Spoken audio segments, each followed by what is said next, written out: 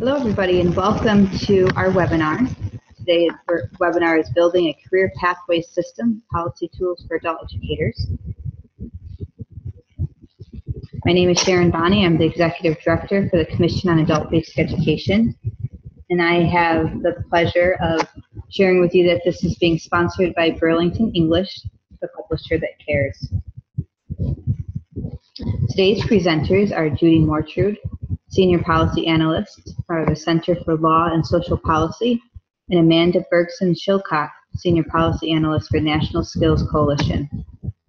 I'd like to welcome them both here, and they will take the presentation from here. Thanks, Bonnie. Sharon, go ahead and go to the next slide for me. Hello, everyone. This is Judy Mortrude. Thank you for joining us this first week of 2016. As you well know, adult education had a very busy 2015 as the Workforce Innovation and Opportunity Act, or WIOA, went into effect last July. And 2016 promises to be even busier with state and local WIOA plans due in March.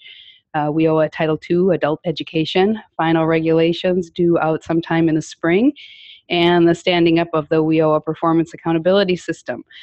So in our brief time today, we'd like to zoom out from where you might spend most of your valuable time and energy in local programming to talk about pathways and pathway systems and the policies that can support them. We will focus on some of the key opportunities in the new law and in the newly restored ability to benefit mechanism for Pell Grants for individuals without a high school diploma or equivalency. And we will really encourage you as adult education professionals to use WIOA to shape the kind of services your participants need, both from you and from your other core partners under WIOA. Next slide. So Career Pathways is a change in practice that has been building. Practitioners have been innovating in the career pathway space for more than a decade. Sharon, if you can go to the next slide, that'd be great. Thank you. From Perkins 4 reauthorization that introduced the program of study 2+2 model, the secondary to post-secondary model, to IBEST, the Integrated Basic Education and Skills Training Adult Education Revolution in Washington State, initiated under Israel Mendoza and building under John Kerr. That is really the adult education plus post-secondary model, to the large philanthropic initiatives like Shifting Gears and Accelerating Opportunities. The practitioners have been doing the heavy lift of partnering to design programs that intentionally align services within our programs and intentionally transition participants out to further education and employment. As you know, in 2014, we got our first federal definition of career pathway, and now in 2015, WIOA and Ability to Benefit have the same federal definition of career pathway, essentially aligned quality programming that includes foundational skill building and support services and occupational training, resulting in a credential that has regional labor market value. And WIOA offers us the chance to move all of this program work and program thinking to really system thinking on career pathways. At CLASP, we've been working with practitioners in 10 leading career pathway states under the Alliance for Quality Career Pathways for the last few years. The Alliance framework came out shortly before WIOA, and Alliance members were really thrilled to see reflections of all their innovative work in the new law. Next slide. So let me take just a minute or two to kind of zoom us out from local work on the ground to systems level work. You're all familiar with pathway programs, right? Manufacturing programs, healthcare programs, information technology programs that align services from adult education to post-secondary education and that bring together resources from across funding streams. Lots of these programs get initiated under special initiatives. Next slide. And under those initiatives, local partners are actively working to build the pathways from these multiple aligned programs. Next slide. And to support this ongoing program and pathway development by establishing a system. So the Alliance members have identified these guiding principles over here that you see on the right for having a quality local regional career pathway system, having a shared vision, having committed leadership, having employers as part of the partnership, aligning policies and measurement systems, and having shared data that you use for continuous improvement efforts. Next slide. And continuing to zoom out, it's really essential that local and regional career pathway systems have the support of state career pathway systems who have, again, state leadership with a shared vision and invest resources in building an infrastructure for pathway scale and sustainability. Next slide. And the state systems really need federal agency systems, and that's the opportunity that's inside WIOA. That's the opportunity of having now a federal definition written in the law that governs Title II and our other core partners under WIOA, and includes the same definition in ability to benefit, so that our higher education partners who are operating with federal financial aid systems like Pell Grants, we're all sharing that same definition. Next slide. So the federal agencies, education and labor, the two federal agencies responsible for the 4 titles in WIOA, plus Health and Human Services and other federal agencies, have an active interagency work team on career pathway system building. Their latest guide has been updated for WIOA. You can download it at the link that's on this slide. They are actively working now on a workbook. Amanda and I are part of that team that's helping build out the workbook that will include sample policies and practices for partners in states and local areas. This image is adapted from the Alliance for Quality Career Pathway Framework. It's in the federal guide. And again, it's just another way of visualizing this idea of multiple programs being connected into pathways so that we have multiple entry points and multiple exit points for our participants. Next slide. I want to share with you an example of this work on the ground. New York City is really a great example of moving from a programmatic to a systematic lens on this work. Under Mayor de Blasio, Katie Galstighi and her team at the Office of Workforce Development Coordination are leading a strategic redesign of the education and training system for New York residents. I really encourage you to take a look at their strategic plan, which lays out this vision of really bringing together the industry partnerships and the career pathways, the supply and the demand aspects of this work together. The quote from the report, which I just want to share with you, is so inspirational. Career Pathways will be a new system-wide framework that aligns education and training with specific advancement opportunities for a broad range of job seekers. All agencies overseeing workforce development programs will reorient their services toward career progression instead of stopping at job placement.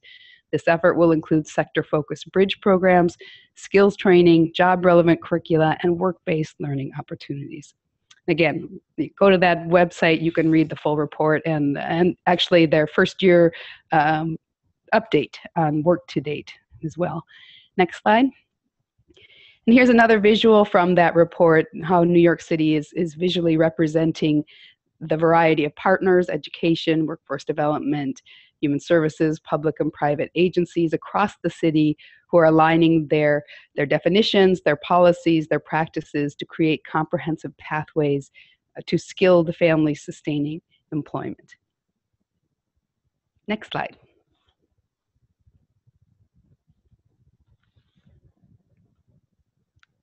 I'm turning it over to Amanda. It's going to give us a reality check to all of my slides. Great. Well, thank you so much, Judy. I'm really delighted to be doing this webinar with you, and I want to thank Sharon and COABE for helping us put it together. I know that for many of us as practitioners, and I spent a long time as an adult ed practitioner, it's easy to be sort of plugging along in the day-to-day, trying to handle everything that's on your plate, and sort of trying to keep in mind that there are also new requirements and new possibilities that are sort of hurtling along towards you. So what I want to do in this next section is talk a little bit about, as Judy said, sort of a reality check, but also why we're doing this webinar, why we're not doing another webinar on Career Pathways programs, but we're actually doing one on the policies that can help move towards a Career Pathways system. And the reason I have these lovely young superheroes on the screen here is to remind us that while it is aspirational to talk about a career pathway system, that is, no state right now actually has anything as full-fledged as a full career pathway system, it's also a moment of possibility for us in the field as WIOA is actually being implemented on the ground. And I'm going to talk about a couple of other intervention points. I know many of us are focused on our state WIOA planning processes or even our local planning, but we all know that, you know, once the plan is written, there's a whole host of activities that come after that that really have to do with implementation on the ground and whether the plan becomes reality. Next slide, please.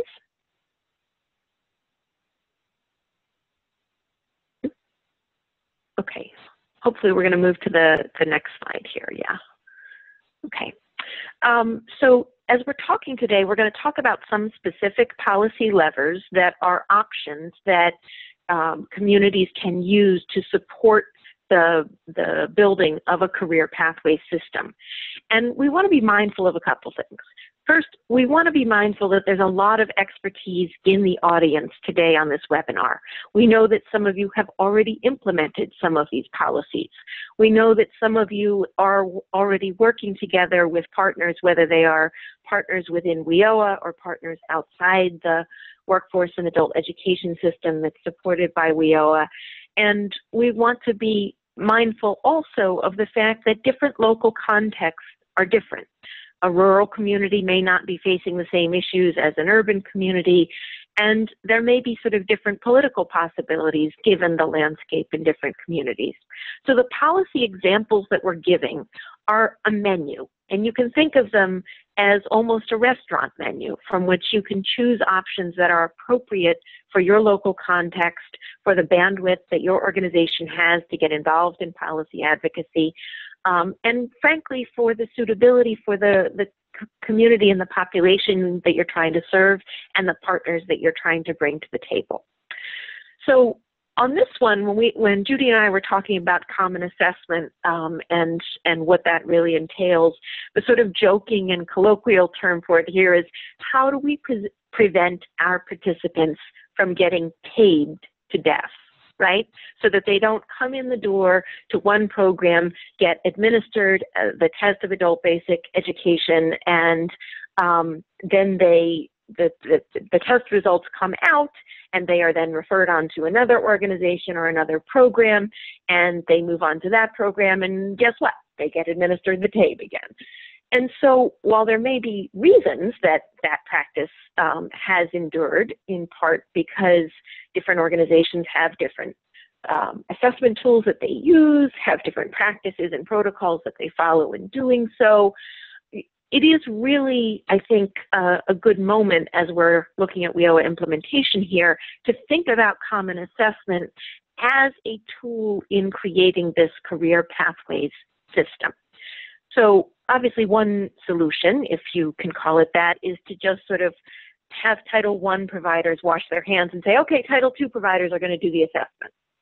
And in some communities that might be the appropriate solution.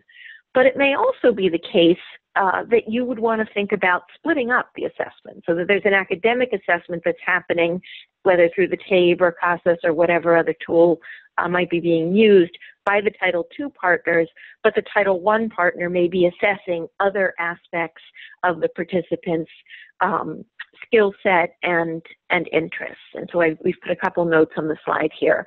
But the really take-home message of this is that this is an opportunity for folks to sit down at the table together, regardless of whether this happens at sort of what stage of the WIOA planning process, because it's not dependent on the state plan necessarily, to really think through from a participant's perspective what it means to navigate through different steps of a career pathway and how common assessments can really eliminate the duplication and the extra steps that participants may have to go through. So that's our first menu item. Next slide, please. So our second menu item is Pathway Navigators.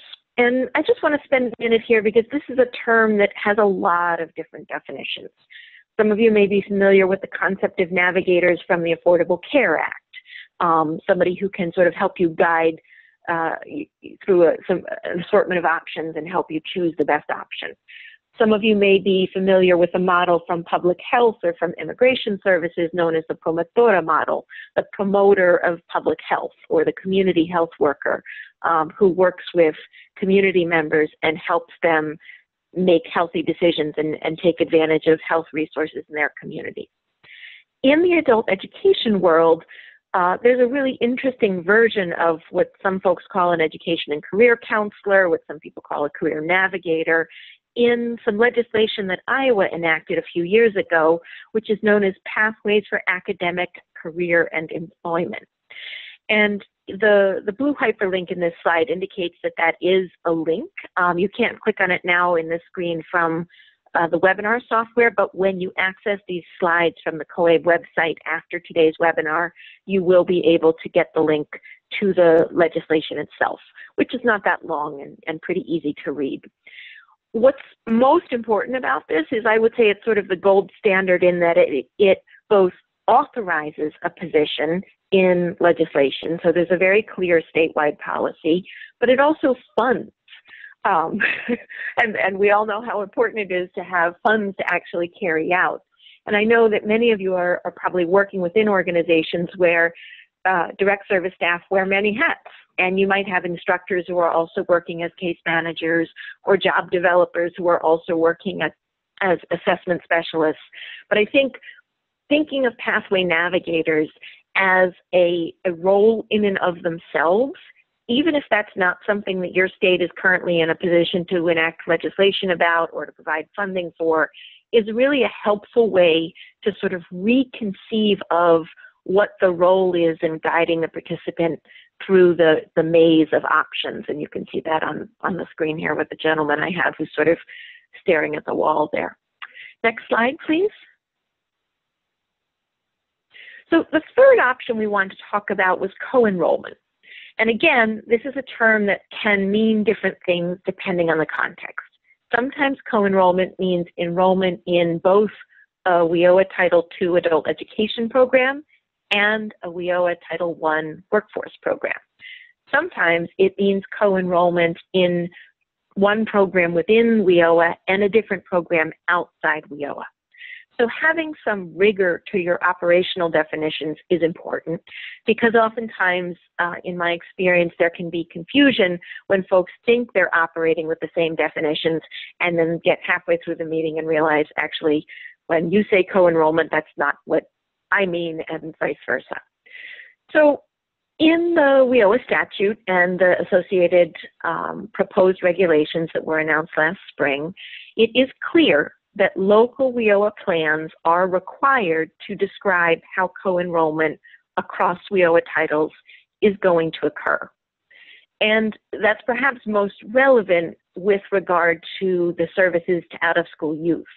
Many of you may know that the definition, the age range expanded. So for out-of-school youth, sometimes called disconnected youth, the age range is now 16 to 24. And I mention that because I know there are providers who don't think of their organizations as youth-serving organizations, may never have received funds that were earmarked for serving youth, but maybe Title II adult education providers who are serving people who are 21, 22, 23 years old and would fit the definition, which is a fairly expansive definition under WIOA of a youth who would be eligible for Title I youth services. So I also know that in different communities, there is sort of greater and lesser degrees of coordination between the youth and adult funded WIOA services. There are some cities and counties where they're essentially two siloed systems and they don't talk very much. There are others where there is more crossover. But we flag this here as an example not because there's one gold standard co-enrollment policy that we're recommending that all communities use, but more that articulating what co-enrollment means, how it goes from being something on paper or in a data system to a real on-the-ground reality for participants is really important, and can also help people access services that they might not be able to access under simply one funding stream or one program. Next slide, please. So the next policy example, Judy's going to talk a little bit about, and then we're going to come back to me for the last section, and then we'll open it up to all of you for questions. So if you've been thinking and holding questions as you go through, we have left a good chunk of time this afternoon to go through your questions. So Judy will take it away at this point. Thanks, Amanda. All right, so this slide, first let me just say that this slide is a reference for you. Not going to read through all this. Don't expect that you're reading through all this, but after the webinar, you might want to dig deeper into some of this language, which comes either directly from WIOA or from the proposed regulations for Title II. So the integrated education and training model is really the service model where you'd put into place, the reason why you'd put into place perhaps a common assessment and a co-enrollment strategy. Integrated education and training is this new term of art in WIOA, but it is a term, again, that describes an innovative strategy that practitioners have been working on for years. Essentially, IET has 3 required components that are delivered concurrently. There's adult education and literacy, there's workforce preparation, and there's workforce training. And the definitions for each of those are listed here. While the activities are really defined by the language in the law or the proposed regs, what will vary greatly based on the needs of participants is the content, the level and the specificity of the content, obviously, and the system that delivers that activity. So what do I mean by that? Well, I think too many of us read IET and we think it means iBest, which it can mean iBest. It can mean the full integrated model of adult education in college courses. It can be that, but it can be other models as well. So this is just this piece of work in the next couple of slides, and we can move to the next slide, are coming from a group of practitioners in Minnesota who are sitting together trying to think about how to define integrated education and training, how to define it for practice, and how perhaps to put it into policy. This slide is IET as an adult education bridge program. It has all 3 components of integrated education and training. The adult education and literacy is shown there in red. It is English language learning. It is high school equivalency preparation. It's math, reading, writing, all using vocabulary out of the transportation and logistics field. We're all familiar with how to contextualize adult education to occupational content. So that's the red. The yellow is the workforce preparation. This comes again from those definitions on that earlier slide. Things like digital literacy, things like employability skills or soft skills, communication skills. These are, again, activities that can be delivered perhaps by the adult education program itself, or perhaps in partnership with a Title I provider who might come in and do some workshops on interviewing and resumes. And then the third component, the third essential component for IET, is to have workforce training. Workforce training can be an adult education activity. It's listed there in the earlier definition. This might be your adult ed teacher who is helping people work toward their commercial driver's license Class A permit with endorsements. There's some really specific curriculum that's been developed along these lines from Women Employed out of Chicago, and I've got a link to that here. But I do think that reframing the idea of a bridge program as an IET model will help adult educators really figure out how to own this space. So that's one example of an IET model. We can go to the next slide. Another example of an IET model, again, this one comes from Minnesota, is their IEL Civics program that's run by the International Institute of Minnesota around hospitality. So in this integrated model for new arrivals, the core adult ed content is that ELL content with the emphasis on rights and responsibilities of citizenship, civic participation. The workforce preparation is that digital literacy, that American work culture, again, employability, communication skills. And the workforce training are some very specific content around work skills for hotel housekeepers. Again, this could all be delivered by the adult ed practitioner. It could be delivered in partnership with perhaps a skill trainer from the hotel itself, from the industry. This program doesn't directly articulate to an academic program, but it contains the skills recognized by that particular industry. The participants in this program achieve full-time employment with benefits that really allow them to build a work history in the United States and to have family-sustaining employment. So another way of sort of reframing what we do in an IET model.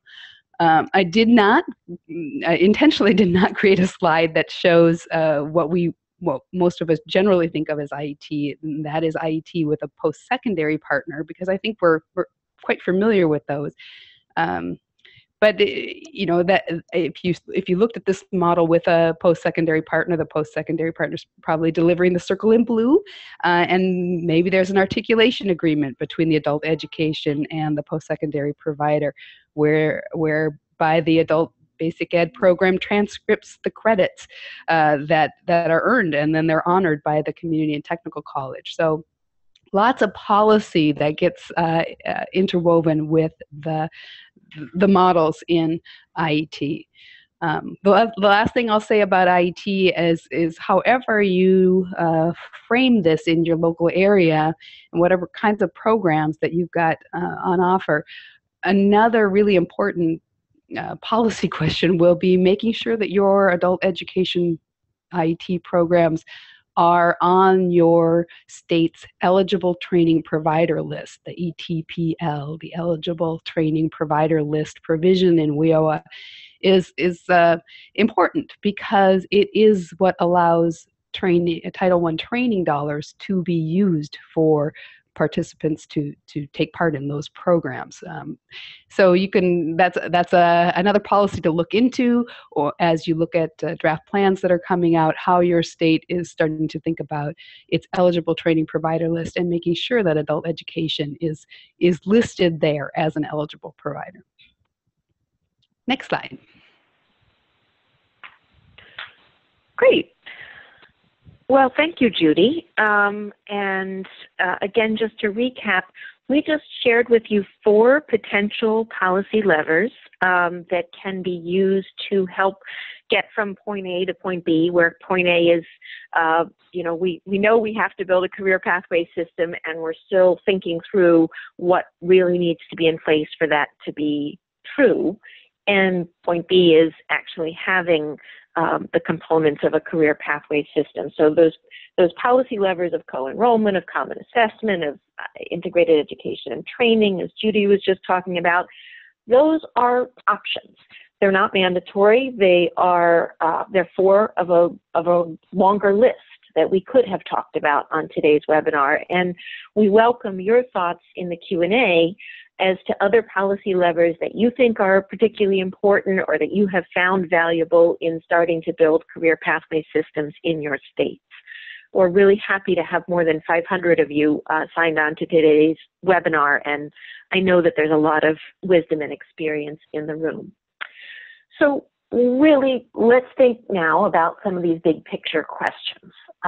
There's the question of what policies actually need to be in place, and we've just talked about some of the potential policy levers.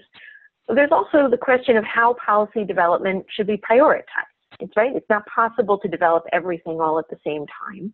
So what's most urgent and needs to be done first? And really, who has jurisdiction and decision-making power? And here, I think there's some sort of context that it's helpful to have in mind for us as adult educators. We're accustomed to the idea and the fact that there is different infrastructure for Title II providers depending on which state you're in, right? Some states running things mainly through the higher education system with community colleges, other states using school districts, other states using nonprofit community-based organizations, a blend of those different providers. That's not as much the case in Title I workforce world. Right? In Title I workforce world, there are what used to be known as workforce investment boards, or WIBs, what are now known as workforce development boards, or WDBs. And so one of the most fundamental, and it seems so silly and obvious that you might wonder why I'm mentioning it, but one of the most fundamental points of confusion that I've seen as Title I and Title II providers come sit at the same table, try to engage in joint planning, is that there's not always a shared understanding across those groups that the infrastructure for Title II is not standardized across the United States. It is distinct in different communities.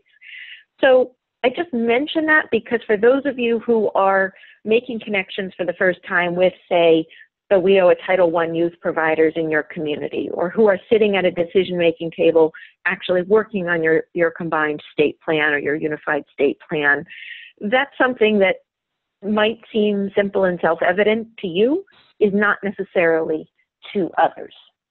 And then the question of what is governed within WIOA and what is governed outside of WIOA is a complicated one, and I flagged it on this slide for a couple of reasons. One, as many of us know already, nationwide, states put in about $3 for every $1 that the federal government puts into adult education in WIOA Title II. And that varies pretty dramatically by state. So some states, the ratio might be as high as 12 state dollars to one federal dollar. What does that mean? Well, it means that depending on where you're working, you may have a set of obligations, requirements, policies, even legislation in place that is at the state level that governs a system that goes beyond simply the WIOA funded system. And I mention that again, not because folks on this webinar don't know their own local context, but as you're thinking of borrowing policies from other states, or as you're thinking of looking at how other states are solving a related problem, I think it's really helpful to keep in mind that there are some pretty stark distinctions, both in the infrastructure and the sort of scaffolding that states have designed, but also in the funding streams and how those are arranged and set up. Next slide, please. So Judy talked about this a little bit at the top of the webinar, but I wanted to mention it here. You know, there's some deadlines that are coming right down our, sort of breathing down our necks here, but there's also, I think, a sort of reality check that a plan is only as good as its implementation on the ground. So with that said, I'm just going to reaffirm, as we all know, that the statewide WIOA plans are due to the federal government in March of 2016. Local plan deadlines vary very slightly by state, not a huge amount of variation, but a little bit. I have seen a couple different dates from different states. But the really important thing, I think, to remember when we think about intervention points, that is, when could you weigh in on policy? When could you propose some of these policy levers that we were just talking about in the earlier slides? The plans are really broad brushstrokes. Yes, they might be 100 pages long. Yes, if you have a really ambitious state, it might be 150 pages long. But at the end of the day, the actual implementation really comes down to decisions that institutions are making on the ground and policies that are often being developed that are beyond simply what the WIOA plan states. Next slide, please. That said, I do want to draw a little bit of a distinction between the state plans, and many of you may already have been involved in the development of your state plan. I know in some states, adult educators were brought in a very inclusive process. In other states, it's been less inclusive. and frankly, I know has been frustrating for some. Local plans are a bit more, again, on the ground and appropriately local. The law specifically does require that there is a 30-day public comment period.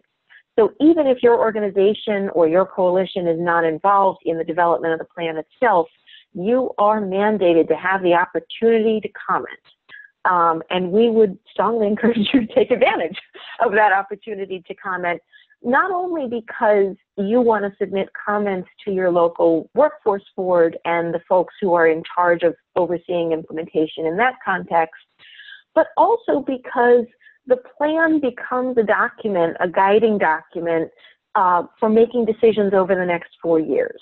And being able to have something institutionalized in a plan really gives you the opportunity, in the advocacy sense of the word, to hold people's feet to the fire. And to really say, you know, hey, we said we were going to do this. Now let's work out how we're actually going to pull it off. Next slide, please. So with that in mind, I want to talk very briefly about different types of advocacy tools. And I've kept this brief because I know that on today's webinar we have folks who are very experienced advocates, as well as folks who may be newer to advocacy and may be more focused on their direct service roles.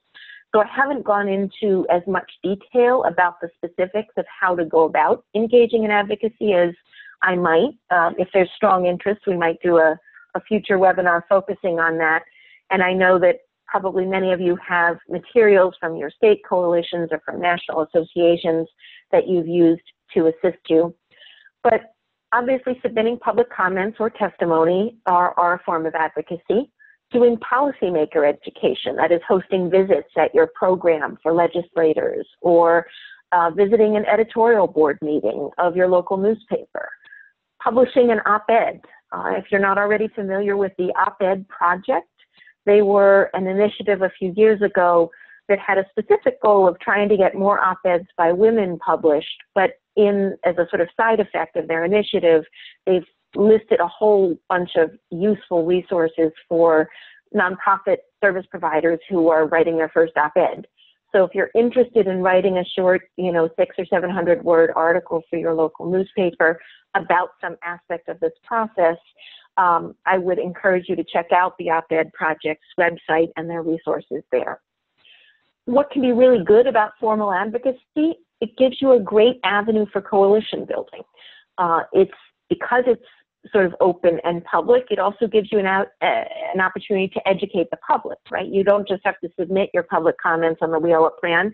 You can send them out to your email subscriber list with a note from your executive director saying, you know our literacy work and why it's so important. You should also know why we're weighing in on our states or our local, plan for workforce development and how we see our role.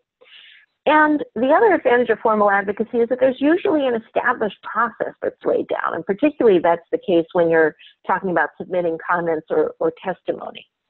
The downside, of course, is that it's both time-consuming in the moment, but it can also be a slow process, right? Many of you know that the first draft regulations for WIOA were announced last spring. There was a 60-day public comment period. Then over the summer, the departments were looking at those comments. They issued some information collection requests this late summer and early fall. And as Judy mentioned, the final regulations for WIOA are expected to be issued in the early spring. The other downside to formal advocacy, frankly, is that sometimes your effectiveness can be influenced by outside factors. And I say that because I'm based in Philadelphia, and my home state of Pennsylvania is 6 months into a state budget crisis that is having all kinds of ripple effects, not only for adult educators, but for many other providers in the state. So there's also informal advocacy tools, and we're going to go now to the next slide and talk about what some of those look like. And some of those obviously are relationship-based or borrowing examples from either peer or competitor states. And here I have to say that your local knowledge can be incredibly important. There are some states in which another state might loom pretty large in the imagination, right? So if I say, well, Pennsylvania, New York is doing this thing, sometimes that can make people's ears prick up, and that can be helpful. there are other states who don't see themselves as peers of particular other states, and so it may be less persuasive to cite an example from a state that people view as not having a lot in common with your state. But I want to go back to the relationships point, because if you imagine some of the policy levers that Judy and I talked about, particularly, for example, her emphasis, the fact that integrated education and training is not just about IBEST, right? It may be easy for people to sort of take the path of least resistance and say, well, this is what we've seen. We've seen an IBEST type program. We think that the next, our implementation of IET needs to include X, Y, and Z. And that may be appropriate. But it may also be the case that you as an adult ed provider have an existing relationship, perhaps with an immigrant or refugee organization, perhaps with an employer, perhaps with a school district, that can help you envision exactly the kind of model that, for example, Judy was talking about when she talked about the International Institute in Minnesota and their hospitality IET program. So I think thinking of your institutional relationships, not just about does your executive director have a relationship with the dean at the college or another executive director, which can certainly be useful, but also whether there are on-the-ground relationships. As I know, many adult educators are wearing many hats. Sometimes you may have a staffer in your nonprofit who's also an adjunct at the local community college, and that can help to sort of facilitate some of those group problem-solving activities and collaboration that is informal and can often be faster.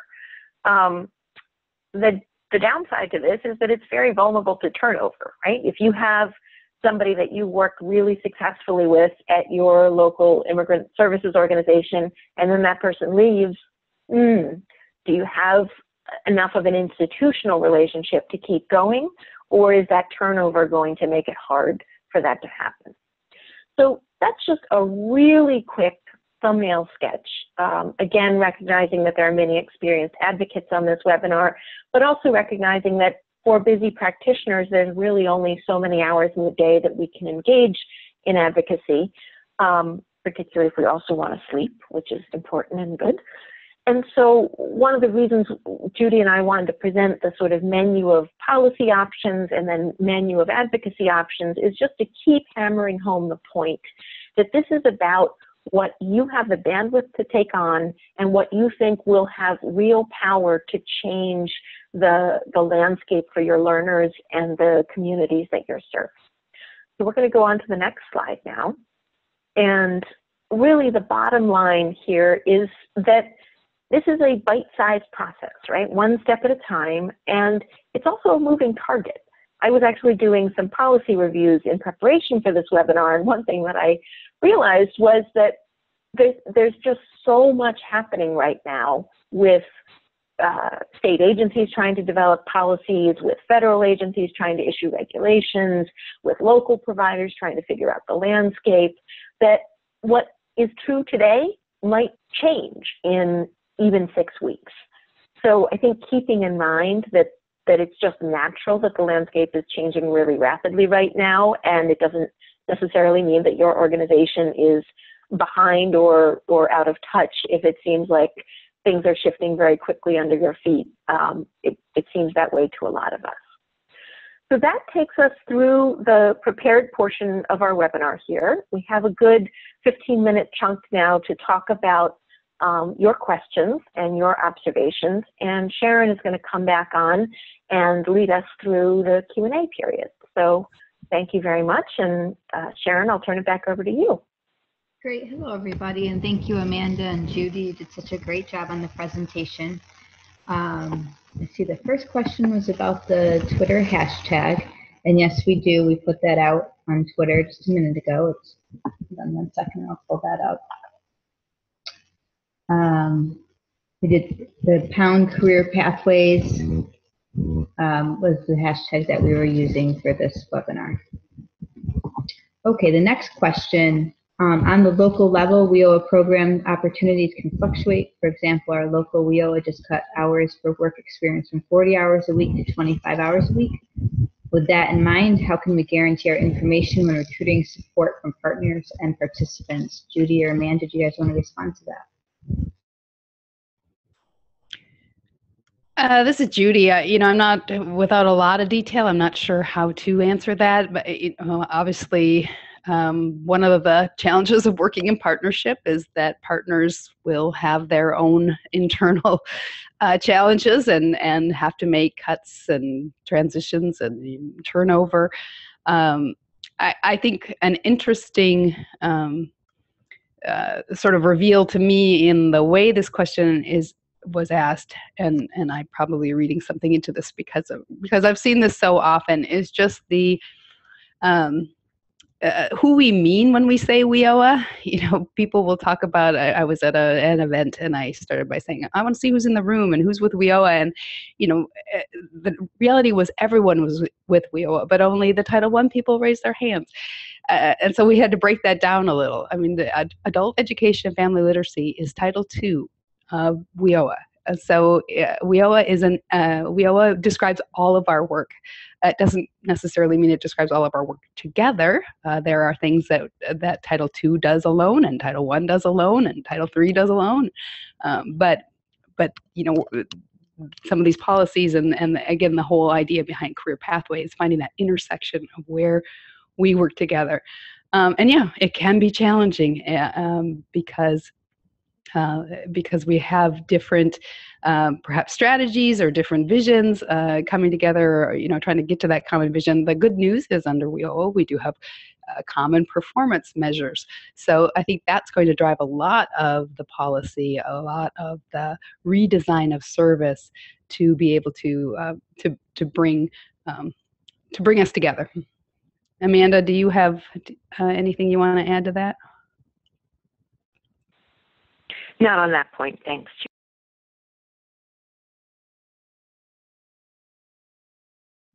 Okay, great. So the next question then would be, will we be able to get a copy of this webinar for our reference? And yes, you will receive a copy of the webinar, and then also it'll be archived on our website. So the next question, same one, can we get a recording? Yes, you can. Also, can you share with us or tell us more about the workbook being developed for Career Pathways that Judy talked about? Sure. This is Judy. So Amanda and I and a couple of other Career Pathway focused policy people are in a working group with an agency that has a contract with Octave to develop this workbook, Octave and DOL together, developing the workbook that would go with the Career Pathway toolkit. So the link on the slides that you'll get is to the toolkit, and then know that there's the response to the toolkit. The toolkit's great and it's updated for WIOA, but the response that practitioners have had and advocates have had to that toolkit is that it's great, but it's still more of a textbook than a workbook. And so people are really looking for on-the-ground examples of articulation agreements and MOUs and co-enrollment pieces and common assessment. And so that work is underway. I'm sure when it is published, National Skills and CLASP, we will all be promoting it heavily. It will also be on Workforce 3.1, where a lot of these tools are. Great, thank you so much, Judy, for that information. The next question, how can I find more information about the op-ed project you mentioned? This is a great idea. I'm glad you asked. The URL is actually very easy. The website is theopedproject.org.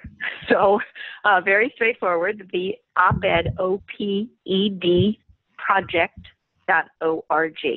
And as I mentioned, that it originally started as an effort to try to help more women get op-eds published, but it really has very helpful resources for sort of how to write your first op-ed that are helpful for anybody, regardless of your age or stage in life or your gender or anything else. Great, thank you so much. The next question from Kelly Allman. I'm in full support personally as an AEL lead instructor and fully invested in WIOA. but I have trouble convincing my staff as we are part of the bigger picture. Do you ladies have anything you'd like to say to that? Keep fighting the good fight, Kelly. I guess I would sort of say start with your learners, right? Your staff are deeply invested in your learners. And so when they can imagine the WIOA system from their learners' perspective, I think it gets easier to understand why Title II really is part of this larger whole. Okay, great. Can you explain the term program levers and provide a link to the definition of career pathway provided in the beginning? Amanda, did you or I say program levers? I'm not sure. I may have misspoken. Yeah, I meant to say policy levers. Go ahead, Judy. Well, to the second part of that question, yes, I think we can definitely send out a list of resources, including where to find the career pathway definition that is in WIOA and that is in the ability to benefit reinstatement in the Higher Education Act now. Program levers, I sometimes use that term. I guess it just means like when you're reading the law, when you're reading the proposed regulations, where does it look like there's a concept that you can take and really make something out of that concept, where you can sort of leverage the other systems to help you. I mean, IET is a good example of that with workforce preparation. The idea of trying to leverage the expertise that's inside the Title I system, or common assessment. This idea that Amanda was saying about assessment, we all in adult ed are really comfortable and familiar with academic assessment, and that's our expertise. But we're not very comfortable with the kind of assessment that workforce professionals do around like occupational fit. Like, is this the right job for you? Can you lift 50 pounds? Do you have issues in your background that would prevent you from getting this job in financial services? Those are the kind of questions that, if we are not our expertise of assessment, so working in partnership, that's a lever for a reason to do that kind of work together. I hope that helps. Thank you. That was great.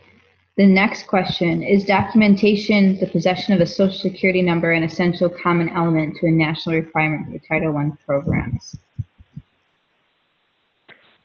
So this is Amanda. Yes, you do need to be work authorized in order to participate in Title I workforce. There's an important note about that if you are serving young immigrant dreamers who were formerly undocumented and have now gotten deferred action for childhood arrivals, which is known as DACA, DACA work authorization does count as work authorization for Title I services. And I'm familiar with organizations that have successfully advocated for their DACA participants to first be in Title II adult education services, and then once they've obtained their DACA and their work permit, to be able to access individual training account funds and participate in job training under Title I. There is guidance from the federal government on that particular point of the young dreamers and the DACA status, and that guidance is both, of course, available on the DOL website, but we've also blogged about it at National Skills Coalition. So you can check it out at nationalskillscoalition.org and just search for immigrant dreamers. Thank you, Amanda. The next question from Debbie: any idea when we will know what our allocations of funding for year 3 will take place?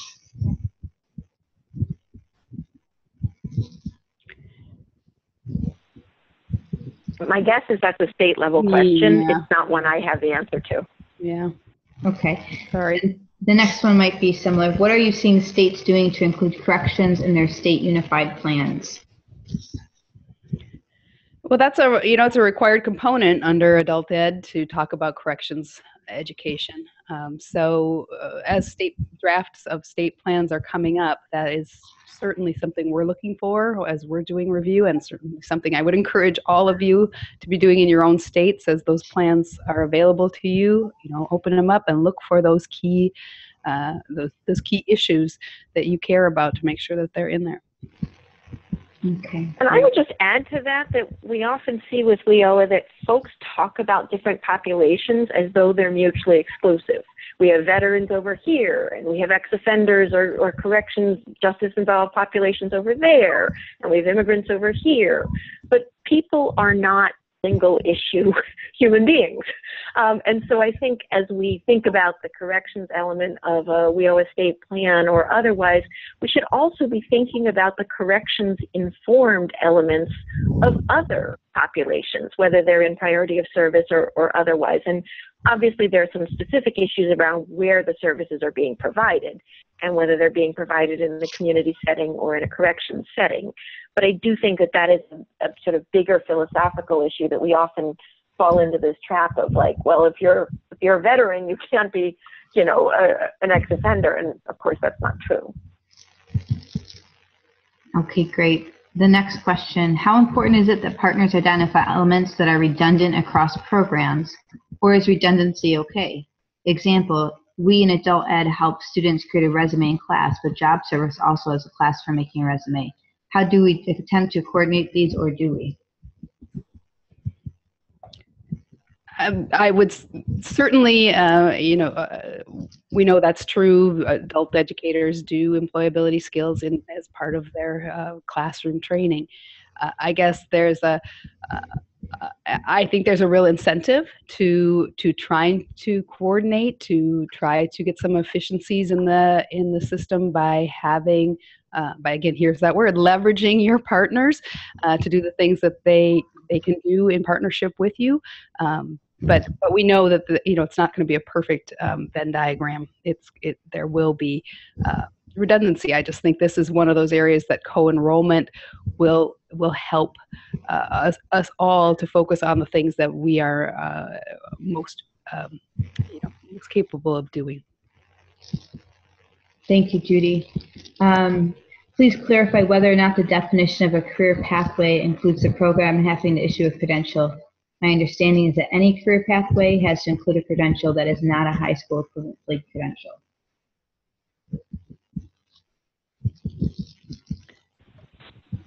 The credential, yes, is definitely in the career pathway definition, an industry recognized credential. DOL has a definition of credential that's quite expansive.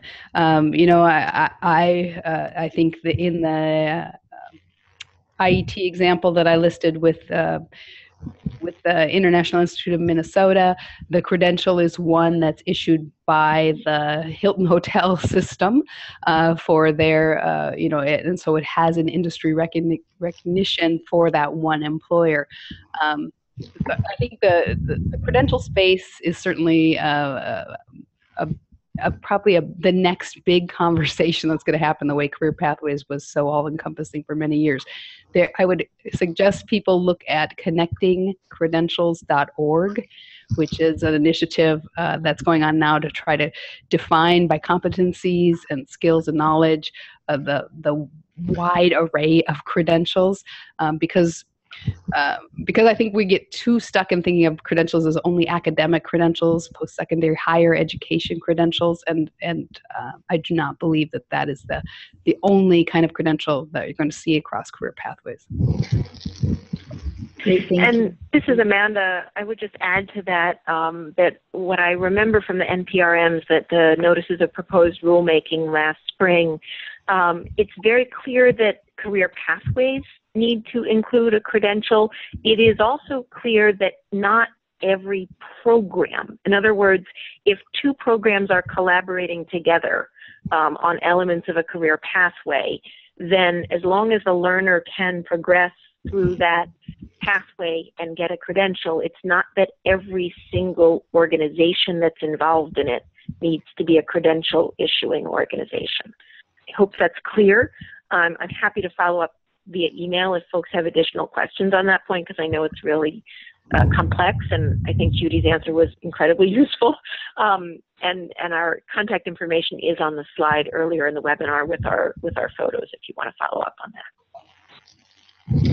Thank you. The next question, many of our learners are refugees with little English skills. Therefore, my teachers focus on English language learning, helping them deal with their new surroundings. How do we adapt to your three-circle model? I don't know how long it would take for learners to be thinking of employment, etc. Yeah, well, this is Judy. You know, in my experience, and I, like Amanda, had decades of on the ground adult ed ELL experience. You know, the United States is not a country that requires people to do a language competency before they get work authorization, right? Immigrants, refugees get their work authorization right away, and they come in through that system. And most adult education, even ELL students across the country are employed. We just don't tend to think about their employment. I mean, I think one of the things that we can do is just try to bake into our even pre-lit and ELL 1 and ELL 2 kind of coursework, the idea of networking with one another about work. I think there's some really interesting work being done around workers' rights and building up knowledge about workers' rights laws in your state as a way of, again, building those English language skills, but also building more understanding about what it means to work in the United States, what your rights and responsibilities are in that work, how people get jobs, what those jobs mean, what that work is like, putting those kinds of things in. Now, that wouldn't necessarily be IET because it's not specific to one occupation, but those sort of occupational sampler opportunities inside of the first entry levels of English language learning, I think are really critical. And I would just add to that, you know, don't underestimate people. Even if they are not going and working in a W-2 payroll job, they may very well be working. And particularly if they spent time in refugee camps where the United Nations or the Red Cross did not allow them to work for pay for complicated political reasons, they may not think of what they're doing as work, but they might be doing private duty home care for their neighbor, or they might be working Saturday and Sunday in a warehouse in their outside of Chinatown peeling garlic. And I actually had clients who did that. So I think thinking of work very expansively, and then frankly, as a librarian, I feel obligated to point you all to a couple of resources because that's what librarians do. So the first is the Susan Haywood grants from the Department of Labor, which are around occupational health and safety. And a number of those really do focus on curriculums to help limited English proficiency individuals learn about safety on the job. And that's something that even if your refugee students or learners are not immediately searching for work, could be really relevant to them. The other thing I'll mention is that in just a couple weeks, I'll be spotlighting on the National Skills Coalition blog a really fascinating program out in Seattle that teaches newly arrived refugees with limited English and limited work experience how to be electronics assembly technicians for the aircraft industry out in Seattle. It's a really inspiring program model, and I encourage you to check out the blog post when it's posted in a couple of weeks. Okay, thank you. Next question, is there any resource either currently available or under development that highlights best practices for successful career pathway programs besides New York City? I work in a very small district. I'm looking to compare policies, successes, issues with programs of comparable size. This is Judy. I guess the one that would come to mind, especially if you're talking about rural programs, I would encourage you to go look at a website. That's marshalladulteducation.org, Marshall, Minnesota. Very, very rural and very career pathway focused. Doing so much work with adults in partnership with their public school system, in partnership with their college, in partnership with their workforce development folks. So yes, there are models. Certainly, Career Pathways is is tougher. When you don't have as many people, it's hard to get cohorts around certain occupations. But we've seen a lot of examples of smaller programs regionalizing together to kind of create the on-ramps and taking on different parts of the pathway, kind of sharing the programs within a pathway together to be able to kind of leverage, again, use each other's adult ed program to create one pathway toward the regional community technical college or toward an employer. Thank you so much, Judy. Ladies, I see that we still have 10 questions to answer, and I know we're over the mark for 3 o'clock Eastern Standard. How would you like to proceed? Would you like me to, I could send out the answers to questions, or do you want to take a few more minutes, maybe go to 3:10 and see if we could answer them all? I'm game. I'll try to be more concise. Okay. Yeah, I'm happy to stay on for a few more minutes and answer the last few questions. Okay, thanks so much.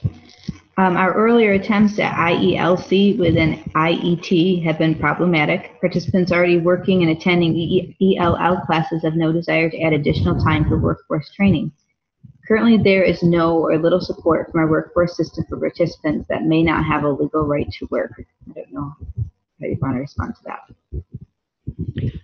I guess I would just jump in and say, Amanda's prior example about the partnership around DACA, the deferred action, it is really inspirational. I think, Title I, it's a reality if you work in a Title I system that you can provide service with the federal funds only to people with work authorization. So getting creative about how to work authorize more people in your local area is a great way to start a partnership. Okay, great. Next question. For the data collection process, do you have any recommended resources or programs as we are building our career transition support from scratch currently?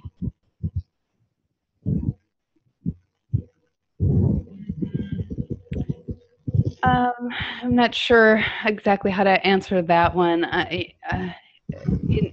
Data collection, we're talking about cross-system data probably, and then I guess the starting point is really putting in place some data sharing agreements so that you and your partner, whether that's your college or that's your Title I partner, your local workforce partner, that you can start doing some of that data sharing and privacy release forms with participants so you can track people as they transition. Okay, great, thank you. Illinois still has no state budget. Adult ed programs are just getting federal dollars now in January for WIOA Title II and no state funds. How can our state implement state plans without adequate funding reaching the programs? Pennsylvania, you want to take that one? No state dollars?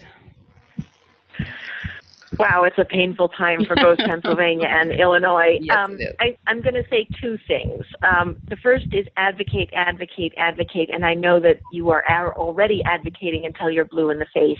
But part of what I mean by advocacy is not simply around the state budget, but also around educating employers and others as to why they need to invest in the system too, because that can help smooth out some of the bumps that you get when we have these political, stalemates.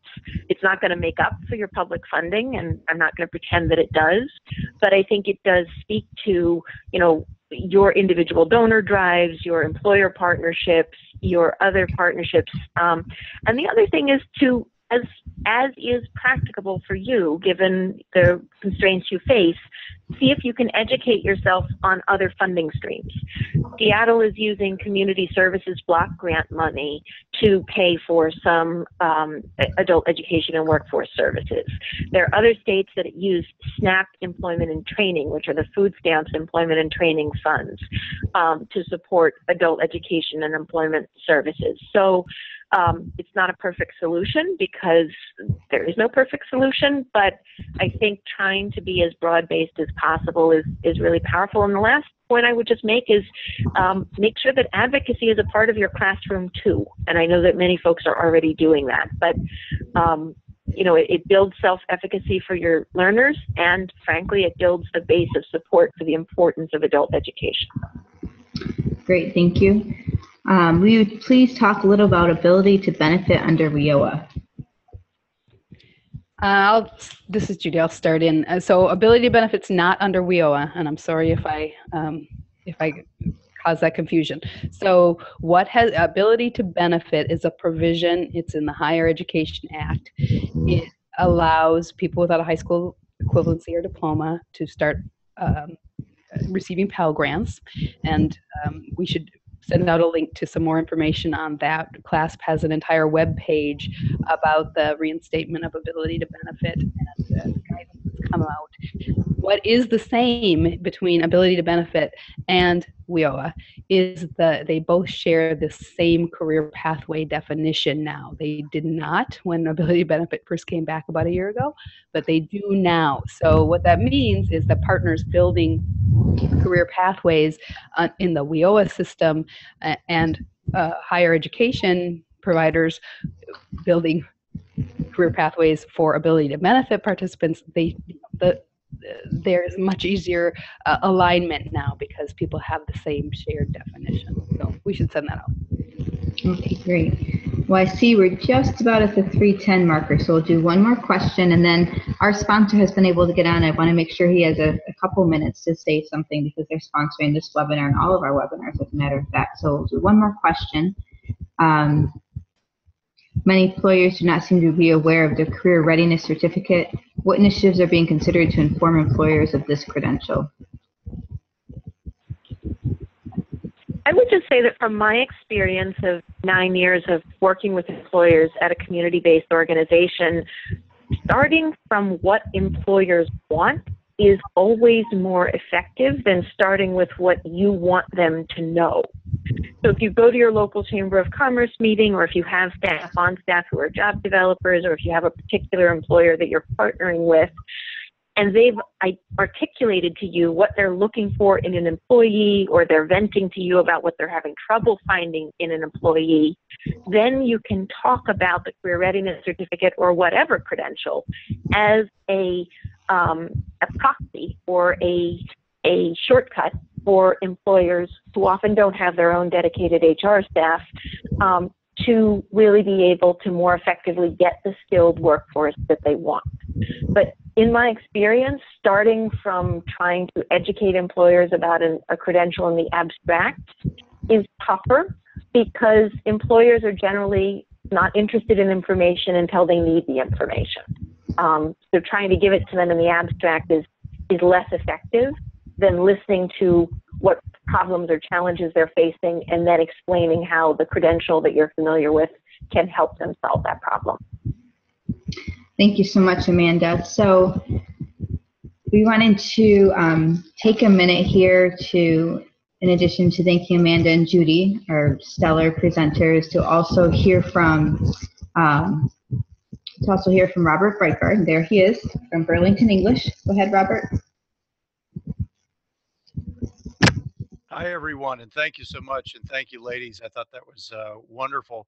I wanted to jump in to highlight very quickly of all the things that could be talked about right now, and on the screen you'll see that Burlington English really is it's a comprehensive, really meets learners from beginning all the way to the advanced levels, workplace readiness, life skills. But particularly the career specific and the career pathways that you see that I heard our presenters talk about. As a longtime ESL instructor myself, as well as a local director, it seemed like nationwide, because of all the things we have to do, the thoughts of being able to, I think it was bake in that career awareness and be thinking, getting our students as soon as they come into our programs, as soon as possible, at a level appropriate way, to be able to get them thinking about that possibility of a future credential. It's so critical, and so oftentimes because of lack of staffing and costs and what have you, we're really not able to do that until so many of our adult education students are so far down the way into high school equivalency programs and beyond. But with Burlington English, we now have a really, really incredible way, even at the beginning level, the high beginning level, for students to get very, very acquainted with, again, at level appropriate English, with the start of the thinking of life beyond ESL, life even beyond high school equivalency, and what's next.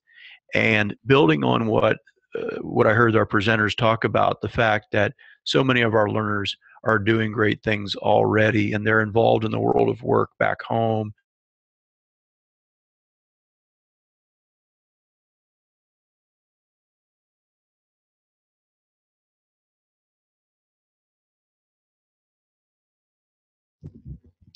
Okay, well, I apologize. I'm not sure what happened with Robert's screen.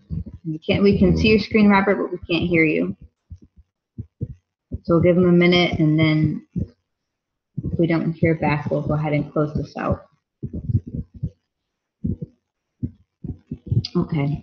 Well, I'd like to thank everybody. We are at full capacity here today. Thank you, everybody, for your time and for joining us. We greatly appreciate it. And all the participants will receive a certificate tomorrow. We'll also be sure to include